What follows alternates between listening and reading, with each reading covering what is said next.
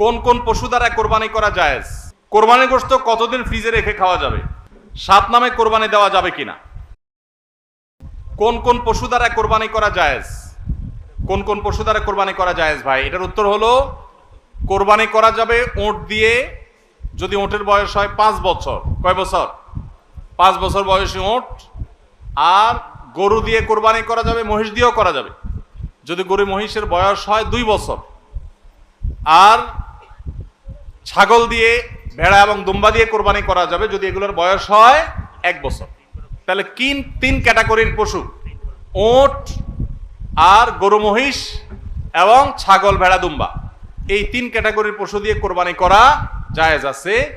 এবং এছাড়া অন্যান্য যেগুলো আছে, বন্য জন্তু অথবা অন্যান্য হালাল পশু, হাঁস মোরগ, এগুলা কোনোটা দিয়ে কোরবানি করা জায়েজ নাই। কোরবানি শুধুমাত্র ওইটা দিয়ে কোরবানি করা জায়েজ আছে, 3 ক্যাটাগরির পশু। কোরবানির গোশত কতদিন ফ্রিজে রেখে খাওয়া যাবে? কোরবানির গোশত কতদিন ফ্রিজে রেখে খেতে পারবেন? ভাইরা আমার, এটার কোনো লিমিটেশন নাই। এটা নির্ভর করবে আপনার রুচির উপরে। এটা নির্ভর করবে যে আপনি কতদিন রেখে নিজে খেতে চাচ্ছেন বা এটা কতদিন ভালো থাকে তার উপরে। অনেকে খুব বেশি দিন গোশত ফ্রিজে রেখে, মাছ ফ্রিজে রেখে খেতে পছন্দ করেন না। ভাইরা আমার, কোরবানির গোশত যেহেতু আল্লাহকে আমি দিয়ে দিয়েছি, এটা আসলে আমার কিনা গোশতের মতো না। অতএব এখানে আমি যেটুকু পাই ওইটুকুই আমার জন্য বেশি, এই মানসিকতা থাকলে তাহলে গোশতের মধ্যে লাভ লস আর হিসাব করার মানসিকতা আমাদের থাকবে না। কোরবানির পশুর গোশত বেশিরভাগই দান করে দিবেন। আপনি 3 ভাগের 1 ভাগ দান করলেন, 1 ভাগ আত্মীয় স্বজনকে খাওয়ালেন, আরেক ভাগ আপনি রেখে দিলেন। এটা হলো মুস্তাহাব, কিন্তু এটা জরুরি না। কেউ যদি বেশিরভাগও রেখে দেয় তার কোরবানি হয়ে যাবে।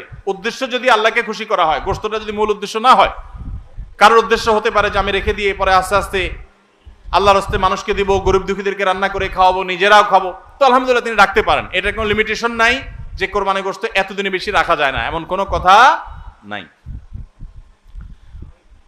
আসন্ন কোরবানি নিয়ে যদি কিছু নসিহা পেশ করতেন, আমরা বলে ফেলেছি সেটা। 7 নামে কোরবানি দেওয়া যাবে কিনা? কোরবানি 7 নামে দিবেন কিনা? ভাইরা আমার, কোরবানি মূলত আল্লাহর নামে হবে, এটা আমাদের বলার ভুল। আমরা বলি 7 নামে কোরবানি, আসলে 7 নামে না, 7 জনের তরফ থেকে, 7 ব্যক্তির তরফ থেকে কোরবানি হয়, 7 ব্যক্তির পক্ষ থেকে কোরবানি হতে পারে। গরুতে, ওঁটে সর্বোচ্চ 7টা ভাগ হতে পারে, 7-এর নিচে হতে পারে, উপরে হতে পারে না। আবার ভগ্নাংশ হবে না, অর্থাৎ 1 ভাগ 2 জনে মিলে নিলে হবে না। বুঝে আসছে কথা? 3 ভাগ হতে পারে, 2 ভাগ হতে পারে, 7 ভাগ সর্বোচ্চ হতে পারে। 7 ব্যক্তির পক্ষ থেকে কোরবানি যথেষ্ট হবে। গরু এবং ওঁটে, মহিষে, এগুলোতে যথেষ্ট হবে। পরিষ্কার নবী করিম সাল্লাল্লাহু আলাইহি ওয়াসাল্লামের হাদিস রয়েছে। আজকাল অনেক আলেমরা এটা নিয়ে, বা কোন আলেমরা এটা নিয়ে মত পার্থক্য করেন, দুর্ভাগ্যজনক সেটা। এটা নিয়ে সংখ্যাগরিষ্ঠ ইমামদের দ্বিমত নাই। আরব আজম কোন দেশে সংখ্যাগরিষ্ঠ আলেমদের কোনো দ্বিমত নাই যে গরু, ওঁট এগুলো 7 ব্যক্তির তরফ থেকে যথেষ্ট হবে। অভ্যাস করানোর জন্য কাউকে নফল ইবাদতের জন্য চাপ প্রয়োগ করা জায়েজ আছে কিনা? নফল ইবাদতের জন্য সাধারণ অবস্থাতে চাপ প্রয়োগ করা জায়েজ নাই, কিন্তু অধীনস্থ লোকজন, নিজের ঘরের লোকজন, তাদেরকে মৃদু চাপ দেয়া যেতে পারে, যেটা জুলুমের পর্যায়ে যাবে না। সেটা হলো দাবির জায়গা থেকে, সেটা শেখানোর জন্য, অভ্যাস করানোর জন্য অধীনস্থ নিজের পরিবারের সদস্য এরকম লোকদেরকে। তাও চাপ বলতে যেটা বুঝায় যে জবরদস্তি করলেন, কষ্ট হলো তাকে করালেন, এটা করা জায়েজ নাই, কারণ এটা ফরজ ইবাদত না। নবী করিম সাল্লাল্লাহু আলাইহি সাল্লাম রমজানের শেষ দশকে পরিবারের লোকদেরকে ঘুম থেকে ডেকে তুলতেন ইবাদতের জন্য, নফল ইবাদতের জন্য। তো এই টাইপের পরিবারকে আপনি আহ্বান করতে পারেন। এটা কিছুটা জোরাজুরি বলা যেতে পারে বাহ্যিক অর্থে, কিন্তু চাপ প্রয়োগ বলতে জুলুম যদি বুঝায় বা জবরদস্তি যদি বুঝায়, তো অভ্যাসের জন্য জবরদস্তি করানো জায়েজ নেই, কারণ বিষয়টা নফল।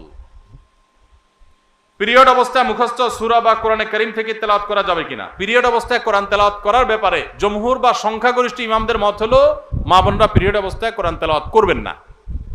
তারা কোরআন তেলাওয়াত শুনতে পারেন, তারা ইসলামিক বই পুস্তক পড়তে পারেন, তারা অন্যান্য দ্বীনি বই, তাফসীর গ্রন্থ, হাদিস গ্রন্থ পড়তে পারেন, দোয়া দুরূদ জিকির আজকার সব করতে পারেন, কিন্তু কোরআন তেলাওয়াত তারা করবেন না, কোরআন স্পর্শ করবেন না।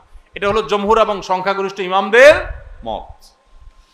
আমার বাবা একজন ব্যবসায়ী, তিনি ব্যবসায় হারাম করেন। আমি ঠান্ডা মাথায় অনেক করে বুঝিয়েছি, এর কারণে আমাকে দোকান থেকে বের করে দিয়েছেন। এখন এই ব্যবসার টাকা কি আমি খেতে পারবো? আমার জন্য কি হারাম হবে?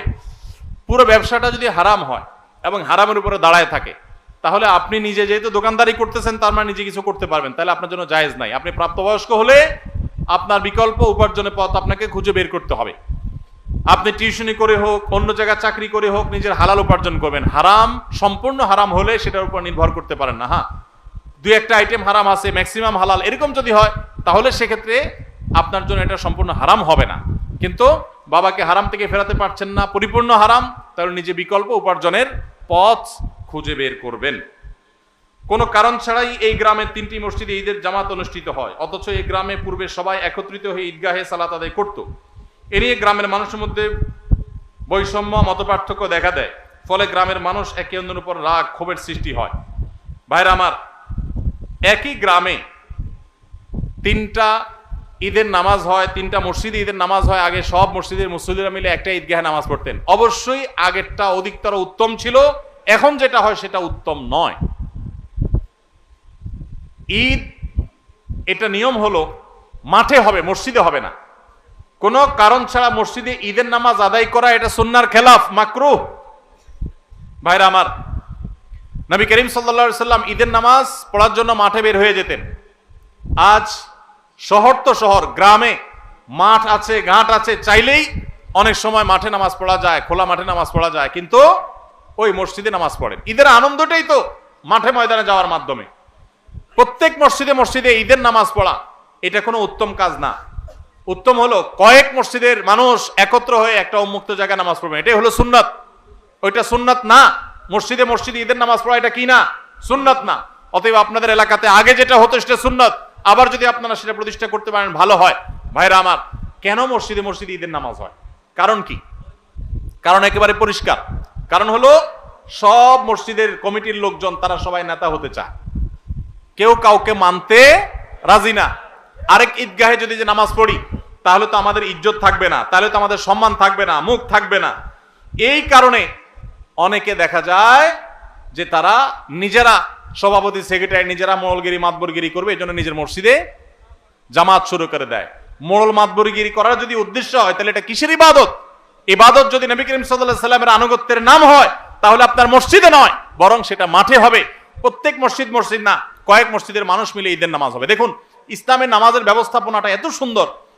5 ওয়াক্ত নামাজ পাঞ্জেগানা মসজিদে হবে।